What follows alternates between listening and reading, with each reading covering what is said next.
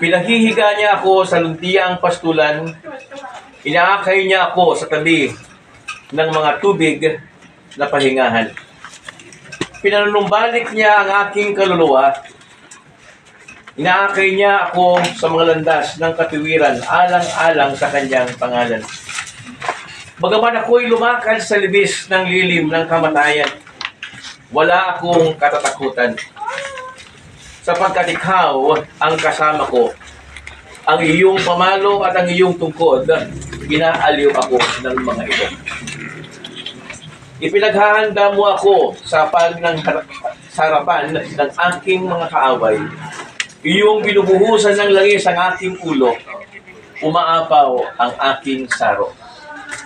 Tiyak na ang kabutihan at kaawaan ay susunod sa akin sa lahat ng araw ng aking buhay. At ako'y maninirahan sa bahay ng Panginoon magpakailanman.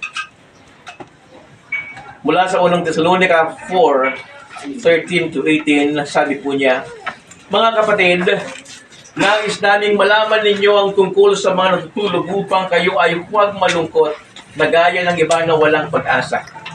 Sapagkat kung tayo'y sumasampalataya na si Jesus ay namatay at muling binuhay, ay gayon din naman sa magitan ni Jesus, ang mga natutulog ay dadalhin ng Diyos sa kasama niya.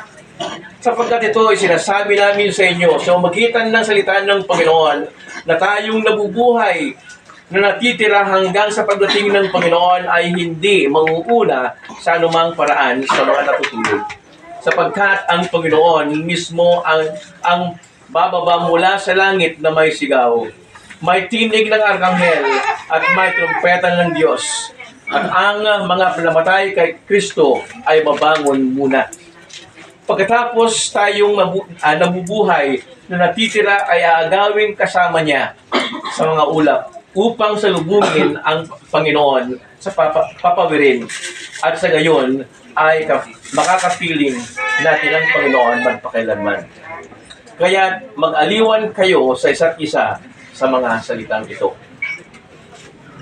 Yayamang minarapat ng dakilang manilikha na bawiin ang ipinahiram na buhay kay kapatid na Lilia o Tet Pascual, atin ngang ilagak ang kanyang katawan sa lupa upang matupad ang salita ng Diyos na ang katawang hiram ay babalik sa lupa kung saan siya galing. Mula sa labok at babalik sa labok. Habang naghihintay sa maluwalhating pagbabalik ng ating Panginoong Jesucristo, na siyang magbabangon sa lahat ng sumasampalataya sa Kanya, sapagkat ang Panginoong Jesus ang siyang nagsabi, ako ang pagkabuhay na muli at ang buhay. Siya na sumasampalataya sa akin, bagamat siya ay mamamatay, siya ay mabubuhay. Kaya gayon na lamang ang pangako ng Panginoon na nagsasabi, huwag mabalisa ang inyong mga puso. Sumampalataya kayo sa Diyos, manampalataya din kayo sa akin. Sa bahay ng aking ama ay maraming tirahan.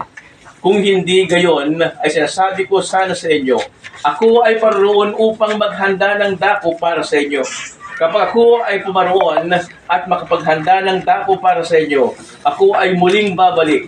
Kayo ay aking tatanggapin sa aking sarili, upang kung saan ako naroon, ay dumuon ako. Tayo po ay sumandaling manalangin. Dakilang Diyos, saksihan po ninyo ang mga sandaling ito sa aming pong mga buhay. Amin na pong ipagkakatiwala sa iyo ang katawan ng aming pong kapatid at higit sa lahat, ang iyong pong kaaliwan, iyong ipagkaloob sa kanya pong iniwan. Hiniling namin, Panginoon, ang iyong biyaya na lubos mong ipagkaloob sa kanila. Salamat sapagkat ang lahat ng mga bagay na ito, tulad ng iyong sinabi, mahalaga maging ang kamatayan para sa isang mananampalataya, sa isang taong kumilala sa iyo. Amin pong inilalagak, Panginoon, sa iyong kamay ang lahat ng mga bagay na ito.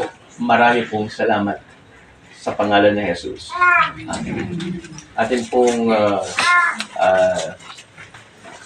gawagin ang kanya pong immediate family. At ito na po yung ating pong huling sulyap. bago natin siya isilid.